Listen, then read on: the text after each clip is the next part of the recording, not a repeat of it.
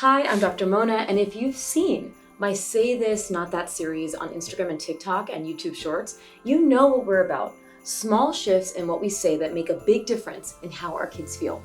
But today we're doing a holiday edition because family gatherings are prime time for comments that can shape how our kids see themselves. From body talk to food rules to go hug grandma, these moments matter more than most people realize. Let's walk through the phrases to skip, what to say instead, and the research behind it all. And if you love learning the why behind parenting, hit subscribe. I promise no judgment, just clarity and a lot of science and child development. Let's get into it.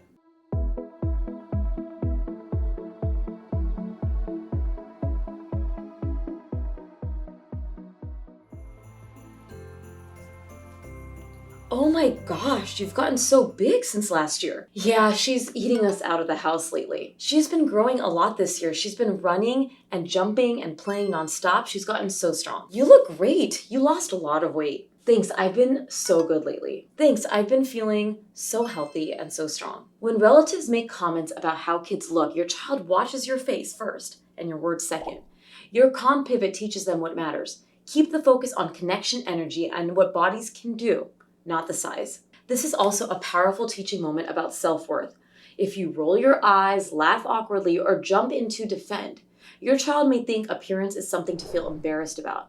A warm, grounded response shows that body talk isn't the main event. It's just talk you can steer elsewhere. Studies show kids as young as 5 start to link appearance with self-worth, and this starts long before they even look in the mirror. When adults consistently praise strength, movement, and joy, it shifts what kids value about themselves. Modeling self-acceptance and talking about what our bodies can do instead of how they look helps protect that inner voice from outside noise. Here's a quick script you can borrow. We love seeing everyone. She's been busy running, playing, and learning. You can also use humor to diffuse it. Yep, growing kids tend to do that, and then change the subject. And if you like practical swaps with the science behind them, tap subscribe. You cannot leave the table until your plate is clean. Finish it all. Don't waste food. You can stop when your tummy feels full, but remember, this is our meal today. I'm being so bad by eating this pie. Same, I shouldn't, but I guess it's the holidays. This pie is amazing. I love pie, I love green beans, I just love it all.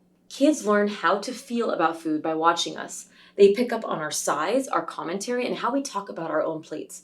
When they see us enjoying food without guilt and eating things in moderation, they learn that food is fuel and connection, not something to be ashamed of. Research on intuitive eating shows that when adults moralize food, kids pick up the guilt. The goal is variety and not restriction. Other studies link food restriction in childhood with a higher risk of overeating or emotional eating later on.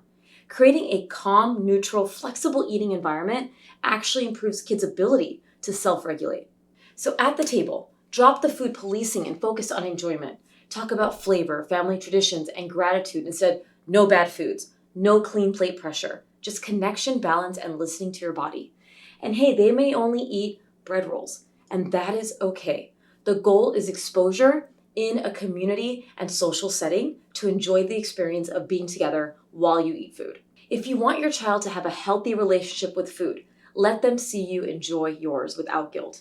And if this kind of no shame parenting sounds good to you, you know what else feels good? Hitting that subscribe button. Go give grandma a hug. Don't be rude. Go hug her. You can choose a hug, a high five, or a wave. You can choose today. Affection should always be a choice. This is not common in a lot of cultures, but teaching body autonomy early lays the groundwork for safety and respect later. This means that when a child learns that their comfort matters, even with trusted adults, they're developing lifelong boundary awareness. Letting them choose whether to hug, wave, or high five communicates that respect is mutual, not one-sided. When kids learn that they can say no to physical contact, even in safe situations, they build the muscle memory to set boundaries when it counts. Over time, this strengthens both confidence and empathy because they learn that respecting others' space goes hand in hand with respecting their own. So consent and kindness can absolutely coexist. You're not raising a rude child. You're raising one who knows their body belongs to them. I already have this toy. Don't say that. You're being so ungrateful. Yeah, I know you have this toy, but let's thank Auntie for getting it for you. That was so kind of her. You should be so grateful. Not every kid gets presents like that. Yeah, say thank you. Don't complain. Oh, we're so grateful and thankful. And maybe we can decide which toys we want to keep and which ones we want to donate to another kid to be able to play with. Gratitude built on guilt teaches shame and not empathy. Studies show that when gratitude is modeled instead of forced, it sticks longer and grows into generosity. Other research has found that children who observe genuine gratitude in action, like seeing adults thank others sincerely or give back, develop higher emotional intelligence and stronger social bonds. Gratitude grows best when kids feel it, not when they're scolded into showing it. So model calm appreciation. No fake enthusiasm required. You can talk aloud about what you're thankful for, like, I love that we all get to be together today. These small moments teach kids that appreciation can be felt, spoken, and shared naturally. The goal isn't to raise polite performers. It's to raise kids who mean what they say and understand why.